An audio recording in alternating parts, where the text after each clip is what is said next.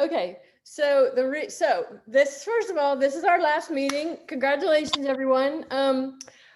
We'll go over the settlement statement, but do you mind if we do that first? Are you in a hurry tonight for our speaker? Are you No, okay? no, go ahead. I don't mind. I'm actually like at our pool house in the neighborhood, so I'm free all afternoon. Okay, great. So So I'll just do this real quick. Y'all, we'll go over this settlement statement, which I put in the Slack. So let me find it and open it up. Since we didn't have a closing and for you to watch, this way you can see exactly what happened. Sheila, I only see a silhouette of you. Where's your background has taken away your face? Who's that? Oh, Sheila. Oh yeah, Sheila, you look like a ghost. Like a ghost. I'm like, what's that, Sheila? Your background reversed you. Yeah, it's strange. Okay, y'all, here's your settlement statement, okay? When we go over these at closing, we always start on page 2, but you can see that your buyer was here, Jose Luis Garcia Lopez, and spouse, Maria Isabel Rodriguez Juarez. And then this was an assignment. So these was our seller, because remember, it was an estate with a deceased. This is our property address, and this is just our settlement date, which was July 29th, okay? So starting on page 2, you can see the seller paid $200 to have their deed and stuff prepared, and $100 to have their payments overnighted because they had 2 or 3 of them. They paid $70 in doc stamps, which is their tax on the purchase price. So the seller's costs were $370. The buyer paid for a title search, closing costs, title insurance policy, recording fee, and then right here's the one we like to see, our assignment fee of $5,000. So the buyer's total costs were $57,49.90. So we take those totals and then go on to the first page. Looking at the right here at the seller's transaction, the purchase price was $35,000. We subtract their fees of $370 plus their portion of taxes from January 1st through the closing date. And that's the total we subtract. So that was their check, $34,134.66. Now, in this particular case, the seller got in touch with us later and said they had just paid the taxes right before closing. Unfortunately, they weren't showing by the time we did the title search. So they'll get some refund from the county. Then looking at the buyer's transaction, their purchase price was $35,000 plus their settlement fees here, and plus their share of the taxes. So that was their total owed, $41,115.51. They had paid $1,000, so that gets subtracted. And at the end of the day, the buyer had to bring $40,115, and the seller made $34,134.66. And there was a line item check to TRIA for the assignment fee. So that's the way the closing worked, and then all the heirs signed here. Anyone have any questions on that? Or anything you want to talk about? So pretty typical closing. This form you'll see when it's a cash deal. If there had been a loan from a bank, there would have been some different closing statement and some more documents. But this was a super simple closing because they just sent cash and they didn't even want to have a closing. So that's it. So this will be our last meeting because we did a successful project. We got a house under contract. We assigned the contract. One thing we'll talk about after our guest speaker is if you all want to have an in-person get together and a little celebration. And I didn't post yet those.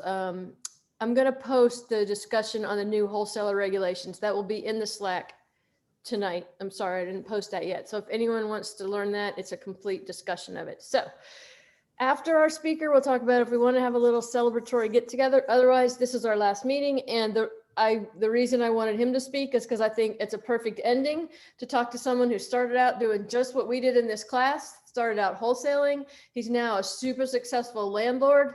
He also does rehabs and he, flips and sells. I don't know if he does wholesaling anymore. I'll let him tell you that. I'll let him introduce himself. So there you go, my friend. Turn it over to you.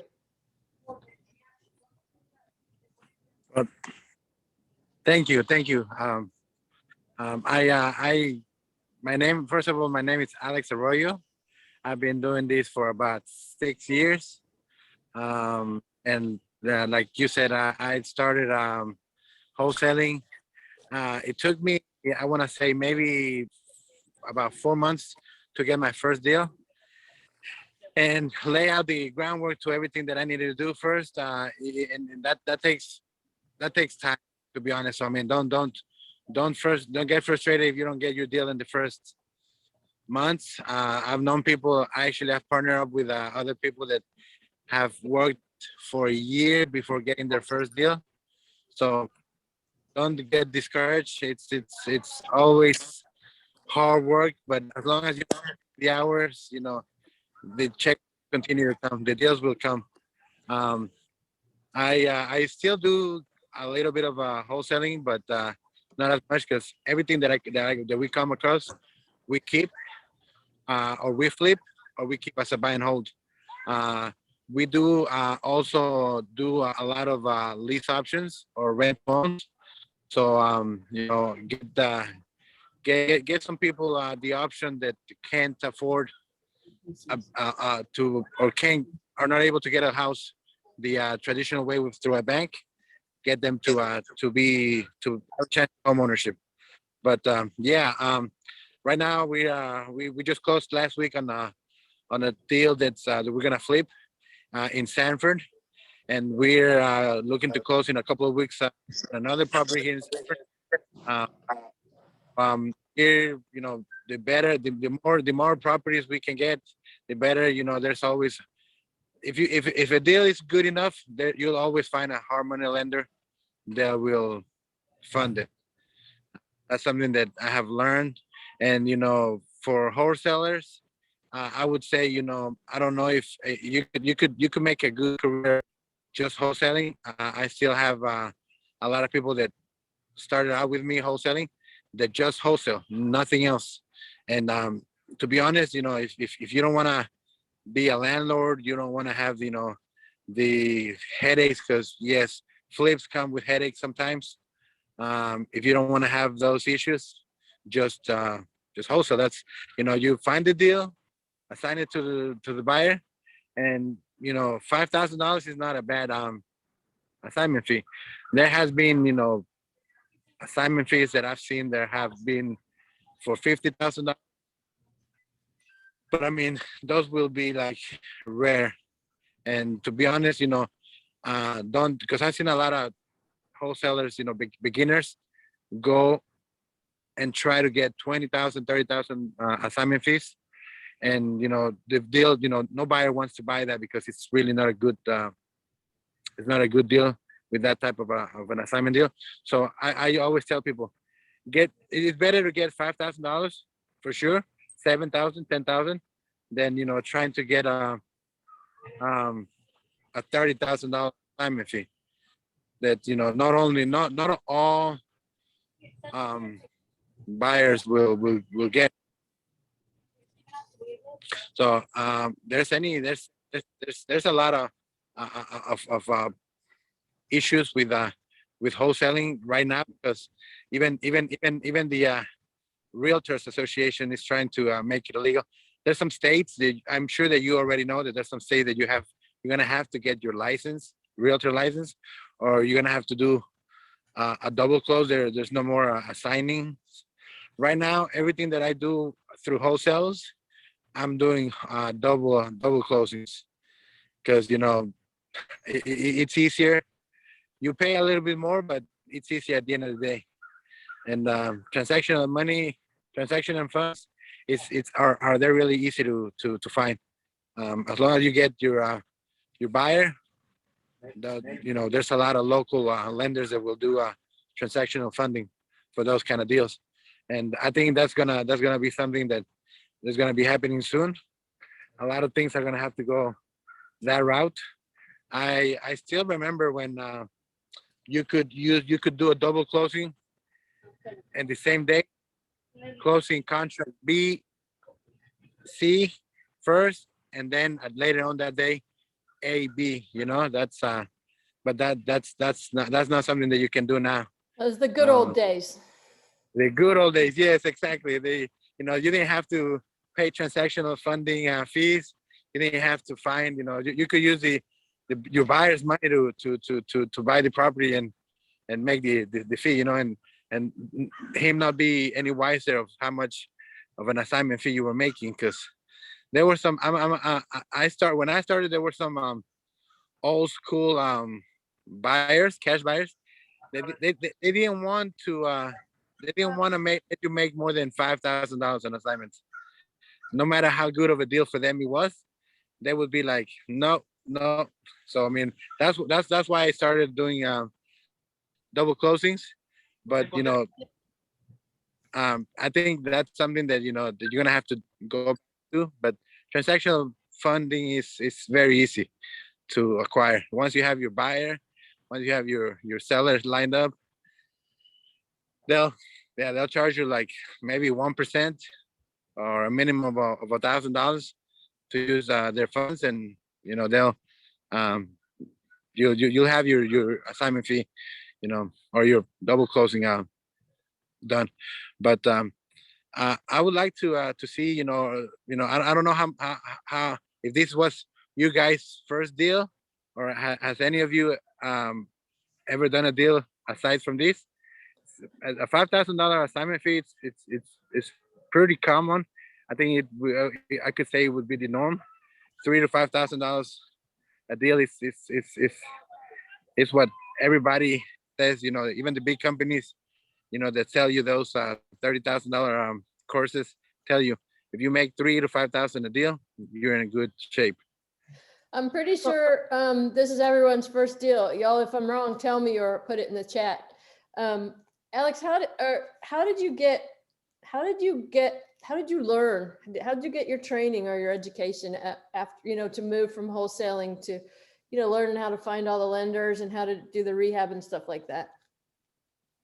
Well, when I started wholesaling, I started because I had been interested in real estate for a long time. But what moved me from wholesaling to being a cash buyer was actually, I was helping a lot of the buyers, with their funding, and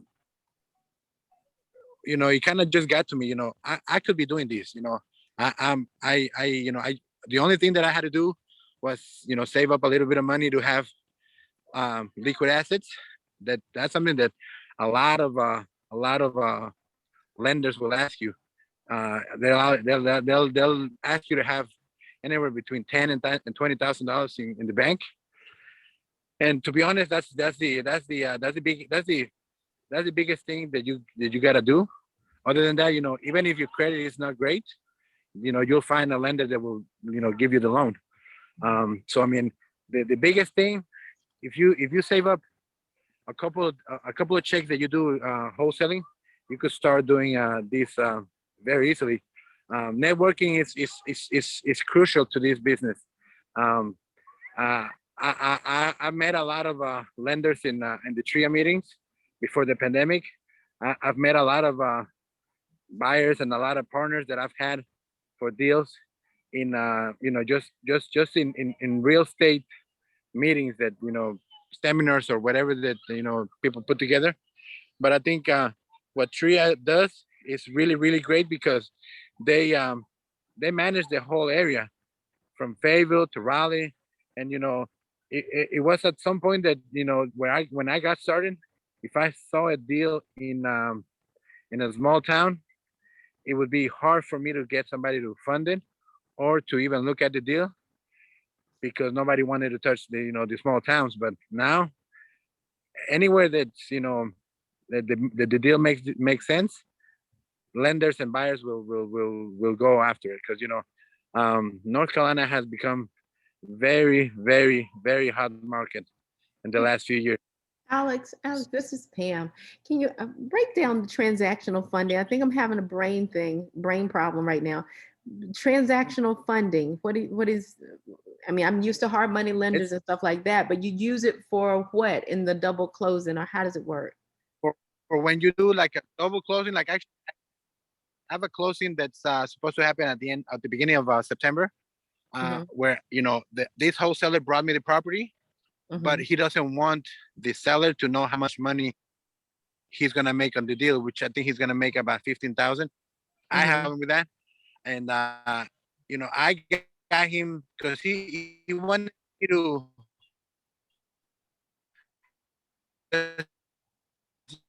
You're Voice is going we're out. losing you, I should- Alex. We couldn't hear you. Just get. Can you hear me now? Yeah, we can hear you You're now. back now. You're back now.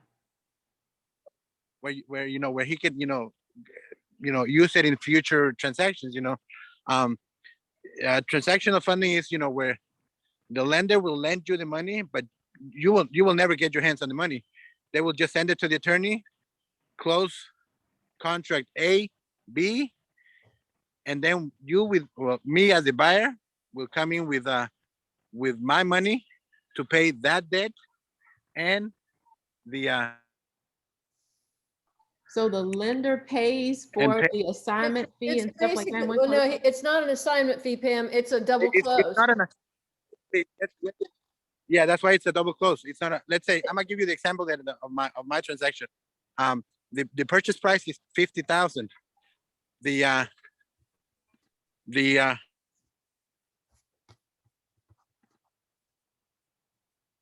Hey, Alex, maybe if you stop walking, maybe we can hear you. You get into one spot and we can hear you, and then you go away. can you hear me? Yeah, we can hear you now. You're back No, it's again. actually I'm getting a couple of calls and I've been like kind of like reclining them.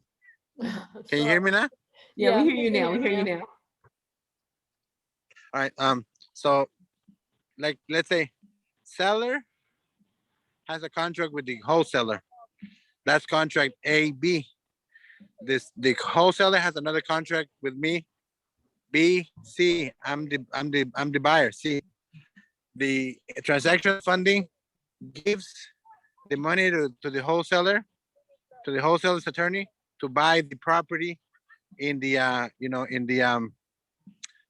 but the money never leaves the attorney's office. They just pay the seller, and I come to pay with my money, pay the wholesaler his debt, and whatever is left over, it's It's basically a one-day it's loan. but it's Mm-hmm. same day loan. Yeah, Okay. it's basically a one-day loan. So they fund You don't wholesaler's purchase, and then the seller comes and pays, and then that pays the loan off, and then the difference goes to the wholesaler. Mm, Does that okay. make sense? It's coming together now. It's basically a one-day loan, Gotcha. same-day loan. Okay. Yeah, but most traditional funding, they don't require you to have a minimum credit score or anything. What they just want you to do is have your seller and your buyer lined up, so they can go ahead and issue the loan, and they pay it back. They get their money back within a day. Yeah. So Okay. Gotcha. Thank you. So if y'all have other questions for Alex, but while you're thinking of him, I wanted to let you know that he is interested in starting a subgroup in TRIA for Spanish speaking individuals. So if you guys know anyone, I don't think we have any of that in this class, but if you guys know anyone who'd be interested, spread the word, because we're gonna talk to Alex about getting that together, because I think that'd be really cool. Do you have questions for him, guys? I have a question. Go right ahead. So how do you know which lenders will lend you transactional funds? Oh, they usually, on their website, or if you start signing up for like their newsletters, they'll email you, all their new loan programs and stuff, and they'll let you know. And a lot of them, they'll let you know. A lot of hard money lenders won't do transactional funding because they just want to do hard money loans, where they're gonna make more money. But there's a few, that will do hard money and transactional funding. So I mean, it's really up to how you network and how you get out there, and you kind of like see. I mean, because basically you can just ask, let them know, hey, I'm not a buyer, but I'm just a wholesaler, but I'm in need of transactional funding. Do you do that? And they'll let you know. If they don't do that, they'll point you to the right direction. Usually, what I have found out in the real estate community, uh, everybody's very helpful. There are some bad people in there. Like I think, like in every field, you'll find some bad apples here and there. But um, I think it's usually more like well, it needs together community. If I make and you make money, I'm okay with it. But in other places, in other communities, you know, let's say in the restaurant community, they're out to get each other. They want to outdo each other. But here, I've never met anyone that wants to outdo me because they want to just get the better. Yeah, people will try to get the house before you. But I mean, if it makes sense for you, get it. And like I have a friend here in town that he does about 20 flips a year or more, and he whatever he doesn't want, he calls me. He's like, hey, you know what? There's this house. You should get it. Because I don't do 20 flips a year. I do maybe about a dozen. So I mean, it's he does a lot more volume, and he knows that I'll probably have a better chance because since I do multiple things, I do buy and holds, I do rent to owns, I do lease options, I do flips. He knows that it might not work for him, but it might work for one of my strategies. Where I can make some money out of it. Mhm. So I mean, as long as you get out there and you focus on like exactly what you want to do, what your goal is, and one of the biggest things that I've noticed, a lot of people get out there and like really don't know what to do. They look at YouTube, and I tell them, yeah, it's a good way to get your feet wet, but I think you have to have someone showing you what to do. You can do TRIA meetings. You can do if you can find somebody that you can shadow, that'd be probably the best. But not a lot of people will have the time and the patience to be teaching something like this. Uh, it's what TRIA does. It's the best thing that you could do right now because they'll give you the full support on anything that you have, and they have the vendors, they have the lenders, they have everything that you could possibly need to get started. With the transactional funding, is it set up so the contract is already signed and you know that the buyer is fully committed and then Yeah. they can't back out, so you wouldn't just be left with a huge fee and then not be able to get rid of the house or something?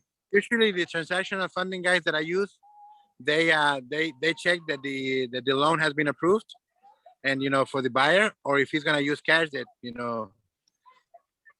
they use the cash. Yeah. So there's no way that there's no way that it could come backfire and you're just left with a buyer that isn't gonna perform. Or And if that did happen, the closing attorney is usually up on what's happening, so they would just return the lender's funds. yeah, okay. So it's risk-free, really. That's why it's generally, just 1%. It's not too expensive. Gotcha. So nothing's But, risk-free, but it's almost risk-free. It's about as risk-free as you can get. Yeah, that is true. I mean, I was gonna say, you're never 100% sure on anything, but I think with this transactional funding, it protects you because you don't get the money. It stays at the in the attorney's Escrow. Yeah. Escrow. So they won't ever you won't get the money. You won't run off with it. So the attorney will return the funds if need to. Yep, So I mean, so it's pretty darn safe. Hey, Alex, I meant to tell you as well, our TRIA main meeting this month, which is on the third Tuesday, whatever date that is. You should come because there's no speaker. It's on the 17th. We're doing speed networking. So you would probably like that. oh, okay, yeah, definitely. You you said you're doing it at a different place, right? Yeah, at Prestonwood Country Club in Cary. So it Prestonwood, should be a okay. little closer for you, actually. We just put like 2 long rows of chairs and split people up. 1 row stays, and then you talk to the person across from you for a minute, and then 1 row moves down a seat. Okay, okay. I'll definitely try to make it up there. I'll let you know. I'm definitely gonna try to see what we can do. Okay, anyone have any other questions? I don't know if you said this already, Kathy, but he mentioned some of the lenders, are questionable. Did he want to say some of the ones that are not questionable? I'm sorry? I'm not sure what that question was, Donna. He's not, okay. He mentioned about, someone had asked about the hard money lenders. Which ones have a good reputation then? Well, I use various lenders. To be honest, I'm a bit truthful. The lender that I've used the most and the one that gave me the first loan was Longhorn, and it's one of the vendors at TRIA. But to be honest, their guy is not the best. I actually deal directly with the people in Texas, but I just I just use as many as I can because you can only lenders will only give you 1 or 2 loans at the same time usually, unless you have a lot of liquid assets. They'll give you multiple ones, but at the most I've ever gotten from one lender is 2 at a time. And you either refinance or sell the property, and that's why I tend to have at least 5 lenders at hand. I don't know if you've ever heard of I would say probably the best guy that I've known. It's Kevin Ramirez with Peachtree. So you He's guys, a how many of you guys went on the house tour? Did you guys go on that? The flipping house tour? Unbus tour. Yeah, sorry. Thank you, Pam. The Unbus tour. So Kevin Ramirez was there. He was on the tour with Peachtree Lending. He was at my house on Ebony Court. Oh, You were there, yes. you all met him. And I love him too. And it was funny when I met Alex and we started talking about it and we were like, yes, Kevin Ramirez, he's the best. I'm using them. Well, I've used them and I'm using them again now. Good. That's great. That's awesome. Any more questions for Alex? What company is he with? The one you just talked about? Peachtree Ramirez? Lending. Oh, Peachtree. Thank you. Yeah. Judy, were you on that Unbus tour? No, I didn't make it to that. Yeah,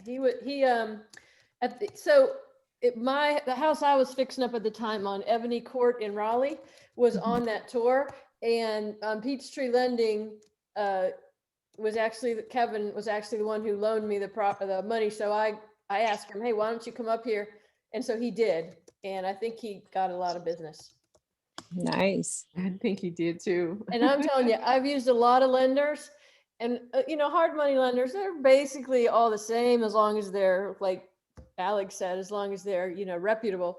But as far as easy to work with and on the ball, that guy is the best, man. He made it so easy. And like if I without a day go by without responding to something, he was on top of it. He kept on me. It was he's who I recommend to everyone. So, but yeah, we have several lenders in TRIA, and not only that, institutional lenders, we have a lot of private members in TRIA who lend money, who will do transactional funding. So like Alex is saying, TRIA, like Being a member of TRIA is great and taking the classes is great, but honestly, to me, the best benefit of TRIA is networking. And you only get that if you actually come to those main meetings, subgroups too, but subgroups, you're going to have 20 to 40 people. Main meetings, you're going to have, 100 to 300 people. So you get a lot more networking in, and especially all you guys should come on this month, because there's no speaker. It's just speed networking, and you will literally spend 1 minute with every person in the room. So it's going to be great. Any more questions? Is Alex on Facebook? Yes, I am. Are you just didn't under get the Alex last- Arroyo? Yeah. You'll see a picture of my kids as a profile. What's the last name? Hey, it's Arroyo. I put it in the chat. Arroyo. Is that right, Alex? Arrooyo. Yes. Okay. Anyone else? All right, Alex, thank you so much for being with us. I really appreciate your time. And by the way, y'all, when he was talking about the house he's buying in Stanford, he's buying my house in Stanford. So Cool. Nice, congratulations. Uh-huh. And Has thank- Alex used best transactional funding? Best, I think it's called best transactional funding. ever heard of them? I want, No, not really. Usually oh, the transactional funding that I use the most is Carolina Harmony. okay. All right. And also, like there's one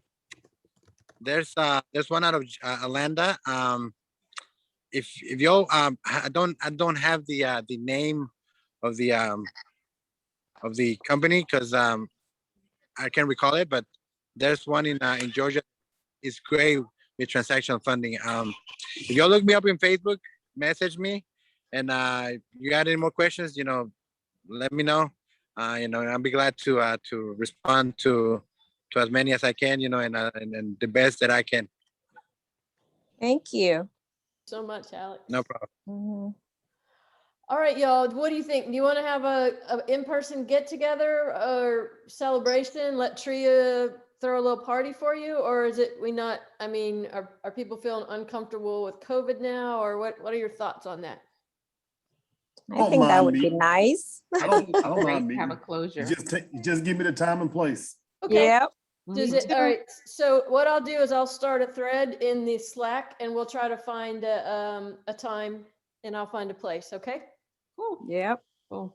Awesome. That's Thank cool. you. So, and does anyone have any questions or comments on the sale we did or the class or anything at all before we? I have a question. Yep, How do you know when you need an operational agreement? good question, Sheila. If you're a single member LLC or just you and your spouse, you do not need an operating agreement.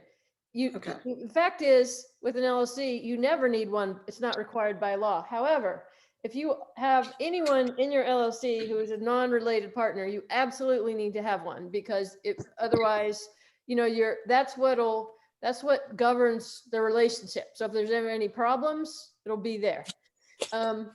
Now, having said that, even though as a single member LLC, you do not need one, sometimes some banks will require one to set up a bank account. When that happens to me, I try to talk them out of it. I'm like, I'm a single member LLC. It's not required. Some will go for that and some won't.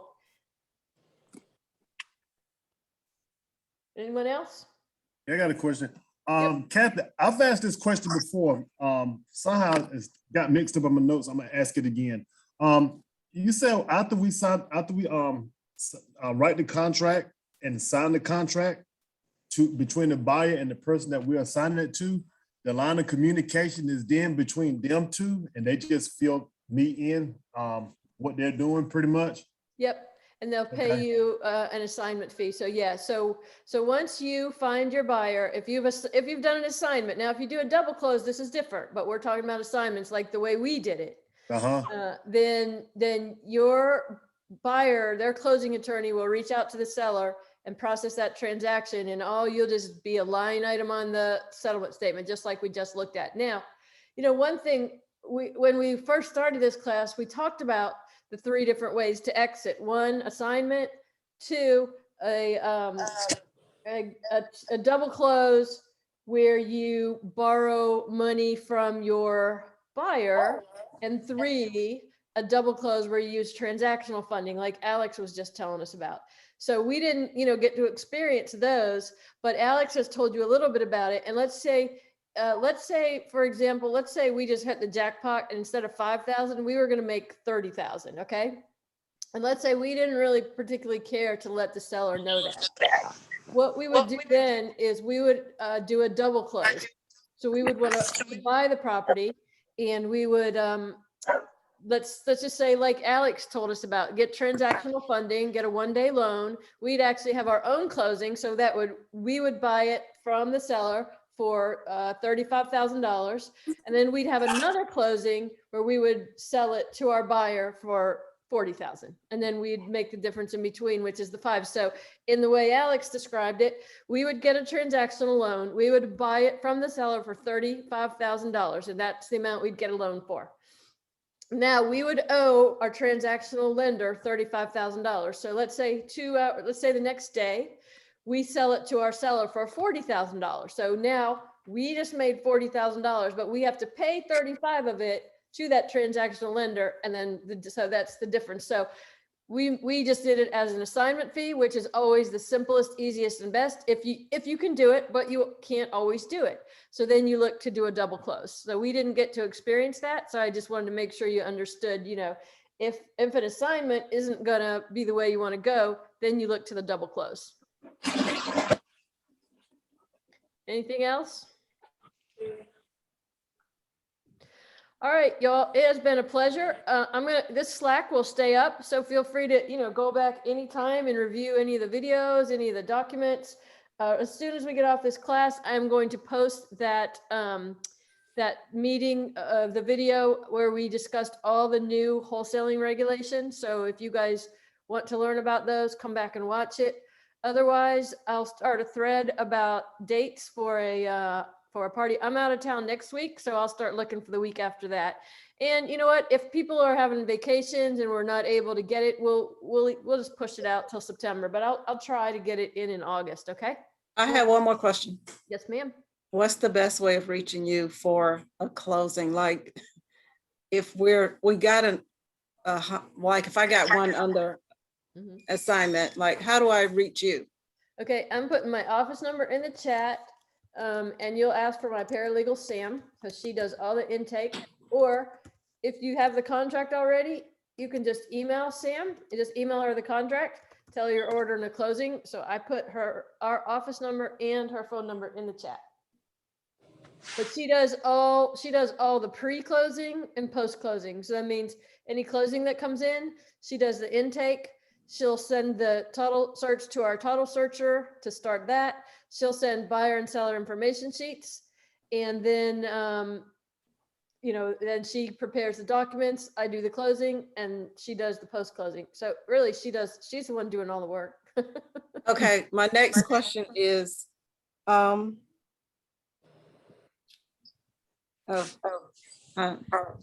mind.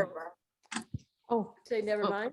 Well, she's on never mind and thinking of it. The meeting, the speed mentoring meeting, is that Tuesday's meeting? Yep. 17th? I think it's the 17th. Let me. Prestonwood. Yep. Okay, gotcha. Prestonwood on the 17th. Yep. Okay. Are they serving dinner too? Yep. Oh, yum. Okay. So to make it clear, there is never a survey being done during this period. Like the buyer usually does their survey outside of purchasing. Is that correct? Nope, not at all. In our case, Sheila, we always recommend a survey. In the closing that we just did, they had just had one done earlier in the year. So that's why we didn't do one.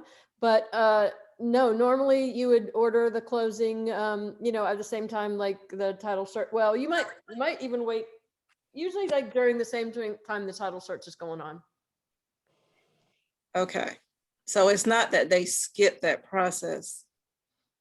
they asked for a survey. And then, of course, the thing is, you know, we were on a strict timeline, Uh-huh. and surveyors are really backed up right now. Mhm. So we reached out, and it turns out the seller had one done earlier in the year, so Right. they really didn't need one. But yeah, normally if that hadn't happened, we wouldn't have been able to close that quickly Okay, because we would have been waiting on a survey. okay, gotcha. All right, y'all, is that it?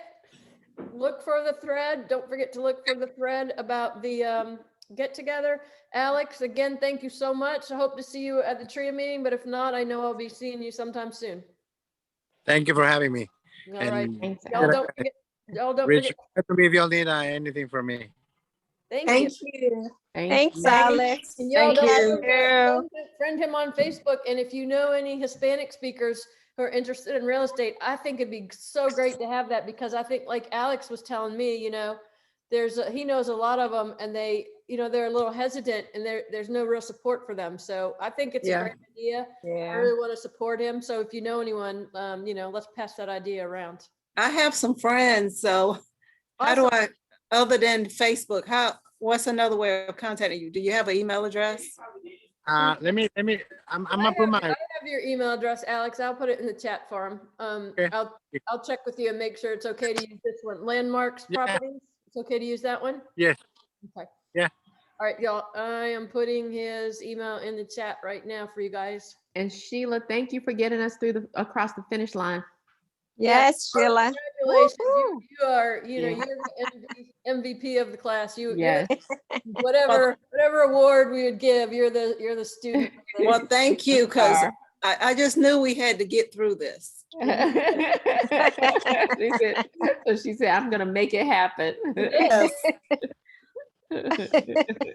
I enjoyed Thanks, it very Sheila. much. I enjoyed all of y'all very much. Thank you for being such good participants, and I look forward to having some kind of fun get together. Yeah. and thanks, Okay, Kathy. looking forward to Thanks, it. Kathy, Thank for all you. your help. Take Take care. care. Have a good evening. See you soon, All right. everyone. You. All See you. right. Bye-bye. Talk about it later. All right. Bye-bye.